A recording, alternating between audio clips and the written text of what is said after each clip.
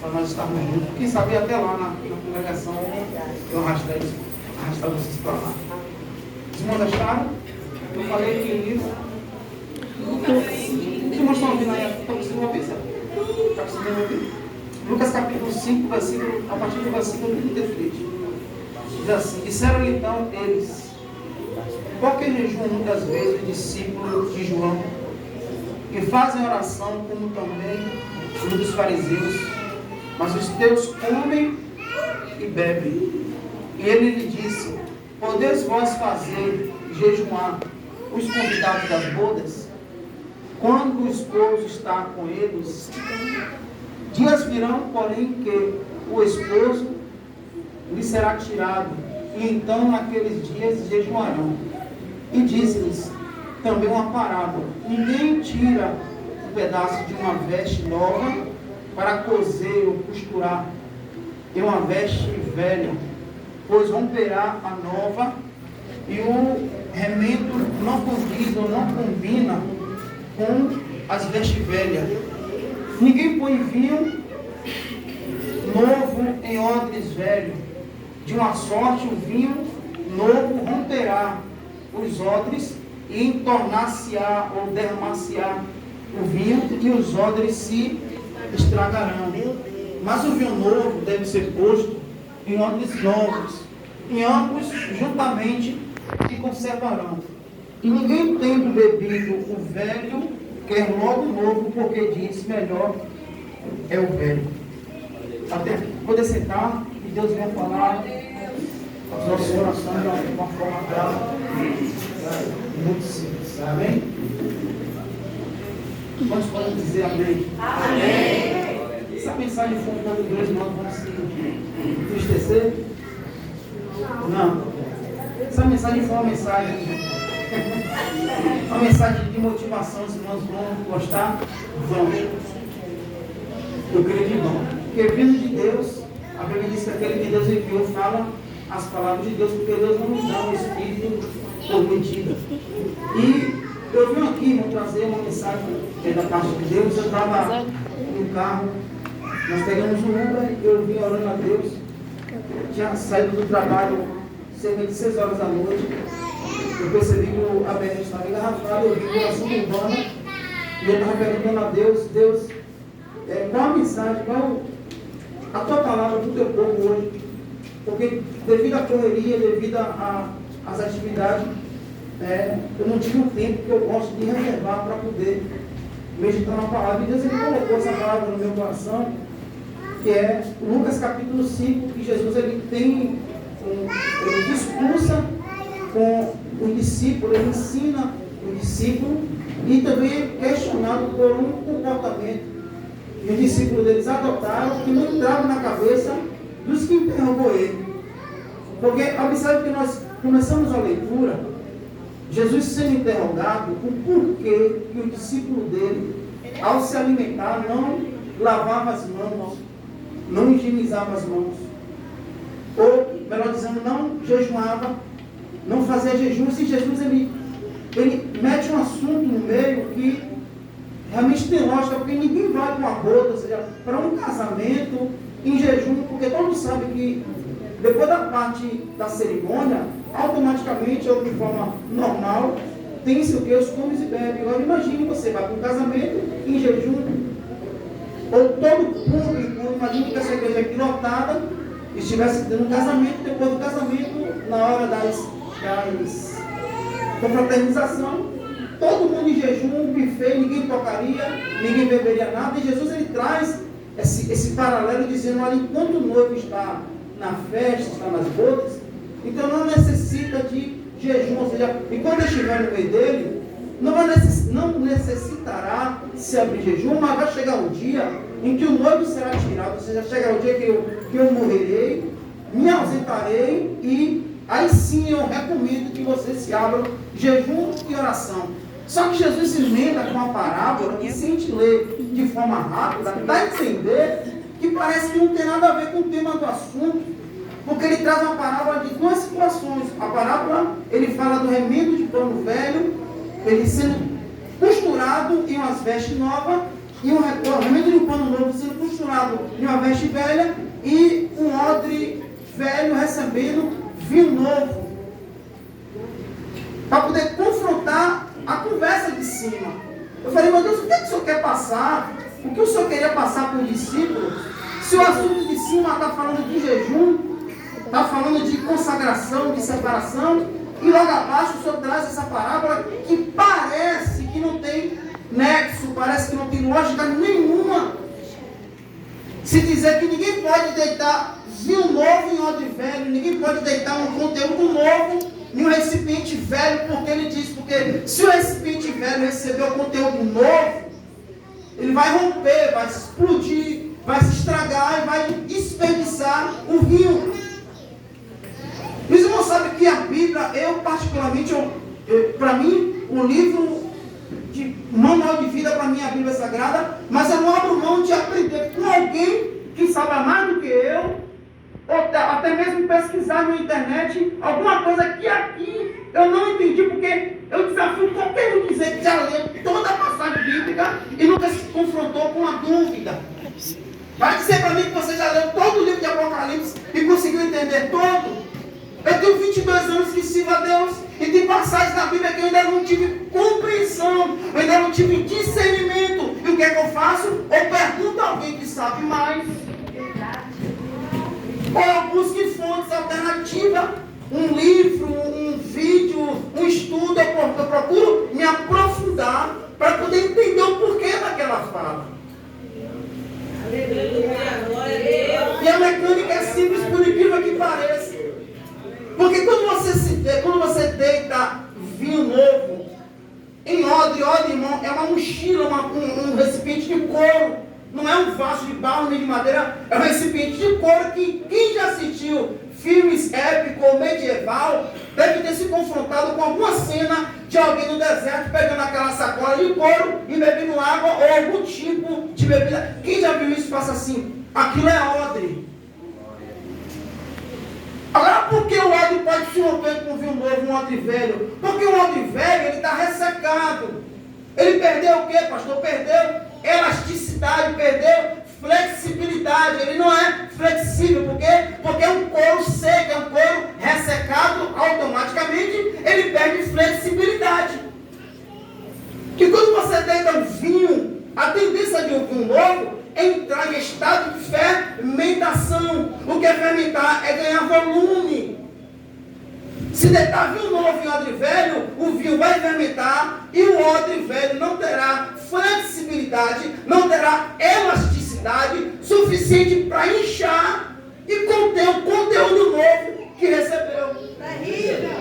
Antes ele explode, ele rompe-se, como diz o texto.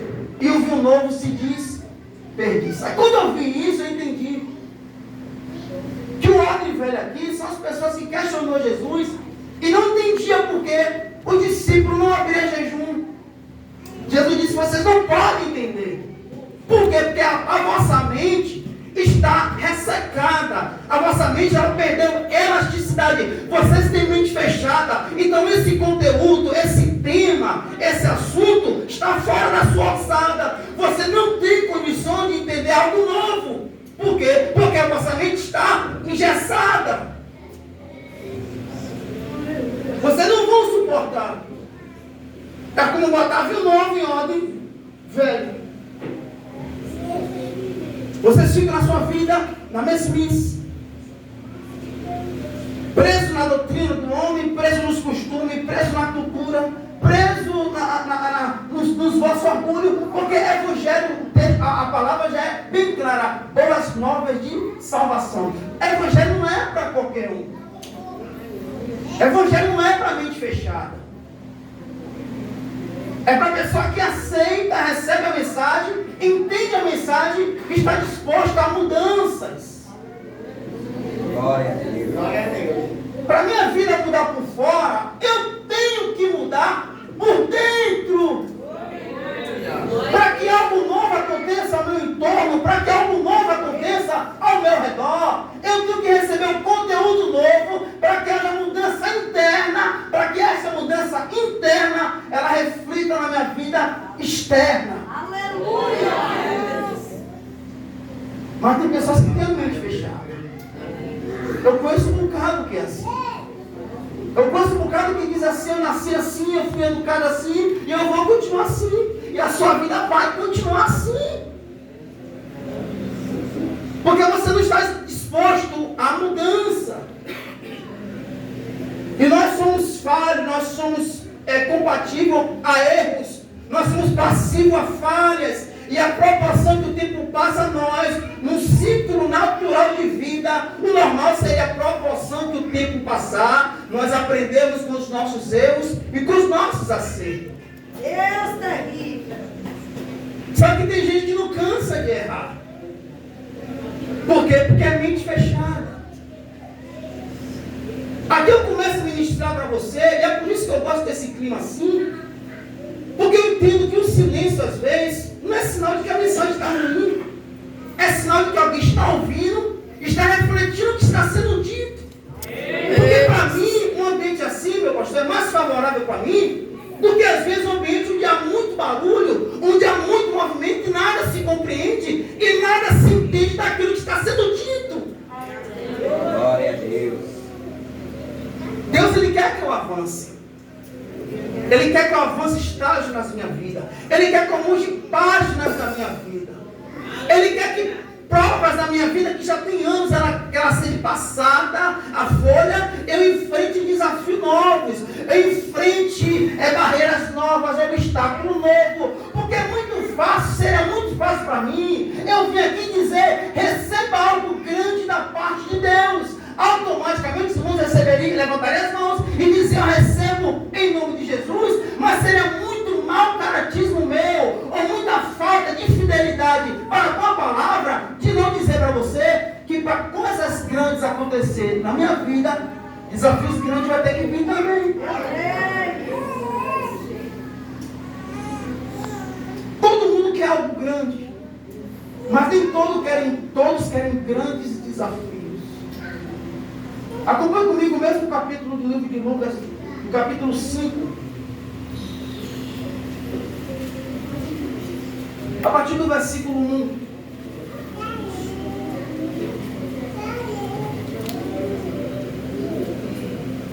Quem achou? Está pertinho aí. Vou botar uma folha para ajudar.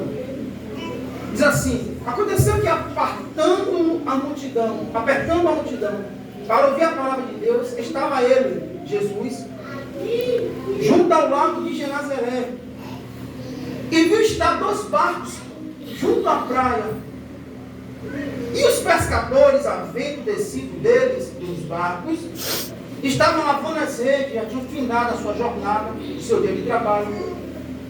E entrando num dos barcos, Jesus, que era o barco de Simão, o proprietário Simão, pediu-lhe que afastasse um pouco da terra, e assentando-se ensinava no barco a multidão. Quando acabou de falar, disse a Simão: faze-te ao mar alto e lança as vossas redes para pescar. Respondeu Simão e disse-lhe: mestre, havendo trabalhado toda a noite, nada apanhamos, mas porque mandas, lançarei a rede. Fazendo-se assim, colheram uma grande quantidade de peixe. E o texto diz que as redes se rompiam. Fizeram sinal no versículo 7 aos companheiros, e estavam no outro barco, para que fossem ajudar. Foram e encheram ambos os barcos, de maneira tal que iam a pique, quase afundavam. Vendo isso, Simão Pedro prostrou-se aos pés de Jesus, dizendo: Senhor, ausenta-te de mim, porque eu sou um homem pecador. Pois o espanto se apoderara dele, e todos os que com eles estavam, por causa da pesca que havia feito. De igual modo também Tiago, João, os filhos de Zebedeu, que eram os seus companheiros, que eram companheiros de Simão. Disse Jesus a Simão: não temas, de agora em diante será pescador de homens. Versículo 11. E levando os barcos para a terra, deixaram tudo e o Vamos repetir o versículo 11. E havendo todos, vamos lá. E levando os barcos para a terra, deixaram tudo e seguiram. Quando já leu essa passagem, faça assim. Eu já li inúmeras vezes. E eu aprendi com Jesus que quando eu leio uma passagem, eu tenho que me colocar no lugar da pessoa da passagem. E eu me coloquei no lugar de Pedro. Raciocine comigo. A melhor hora de pesca, eu não entendo muito de pesca, mas a entrevista que eu faço com quem entende de pesca, fala que a melhor hora para se pescar é à noite. Dá a entender que toda noite ele trabalhou. De manhã, uma pesca frustrada, sem resultado negativo.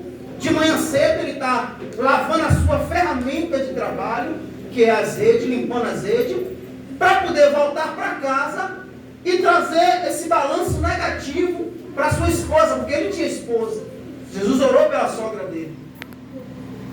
E raciocine comigo, irmão, quando nós estamos em um ambiente de trabalho, quando algo de ruim acontece no ambiente de trabalho, a primeira vontade que dá é de ir para casa. É ou não é? Eu já passei por situações difíceis na minha vida. A ponto de eu ligar para o meu chefe, o que acontece no ambiente de trabalho, a vontade que dá é de ir para casa. Aí vem uma pessoa estranha, porque até então Pedro não conhecia Jesus. Viu uma pessoa estranha, na hora dele ir para casa, e pede a ele o barco emprestado. Talvez se fosse o Ildefonso, irmão, não emprestaria. Com a cabeça quente, sabe? Revoltado porque trabalhou tanto e não teve resultado. Com a cabeça virada, sabe? Mas o que me chama a atenção é o comportamento de Pedro, que ele empresta o barco. Agora imagine, irmão, se o meu pastor, nas ministrações dele, em média ele prega 2 horas, 2 horas e meia. Imagina a ministração de Jesus, quanto tempo durou. E Pedro esperou. Quando Pedro espera que Jesus volta da mensagem, diz para ele, pega a tua ferramenta, volta para o mar e lança. E Pedro disse, nós batemos a noite toda, trabalhamos a noite toda, não pegamos nada, mas depois de uma mensagem dessa, entenda que o vinho novo que Jesus derramava naquela mensagem, entrou na vida de Pedro. Aleluia! Ele disse, quer saber, depois dessa mensagem eu vou voltar, vou ver, vou experimentar esse negócio. O texto diz que ele volta, lança a rede e traz a rede entupida de peixe. Aleluia! A ponto de encher 2 barcos, a ponto dos barcos quase afundar. E quando ele chega na beira da praia, com os barcos entupidos, porque qual era a meta de Pedro? Pescar. Repita comigo, qual era a meta de Pedro? Pescar. Quem quer pescar quer pegar o quê? Peixe. Então Pedro está com o resultado nas mãos. Qual era o resultado, pastor? Não foi uma sacola, não foi um balde, foi 2 barcos entupidos de peixe. Aleluia! Glória a Deus. Só que Deus, ele sempre quer mais para a gente. É porque o nosso pensamento é assim. Ei, Jesus. Nosso pensamento é pequenininho, humildinho, sabe por quê? Porque eu quero escolher o vaso que Deus quer falar comigo. Tem que ser do meu jeito, na profetada, na profecia, na língua estranha, no sapateado. Tem que ser um culto de ministério. Não, Deus, ele vai usar da forma que ele tem que usar, na simplicidade. E Deus tem que trouxe de longe, cansado, para falar a você, na simplicidade, que ele quer que você avance um estágio na sua vida. Aleluia! Ele quer que você progrida, que você cresça. Glória! Ele quer mudar página, essa página repetida, que parece a Lagoa Azul que passava todo mês na Globo, aquele filme repetido, aquela novela repetida, aquela luta batida. Deus, ele quer virar a página da tua vida.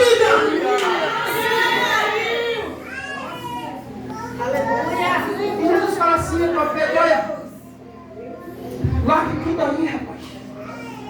Largue tudo aí e me segue. Porque a partir de hoje você vai ser promovido. Você não vai pescar peixe, você vai pescar. O texto diz no versículo 11 que ele larga tudo. Pedro entende que a proposta de Jesus é maior do que aquilo que ele tinha atingido. Meu Deus! Pastor, o que você quer dizer com isso? Que às vezes nós não alcançamos coisas grandes, porque temos algo pequeno nas nossas mãos e pensamos que é grande. Pensamento reduzido, pensamento diminuto. Deus, ele quer tratar de coisas maior, então ele quebrou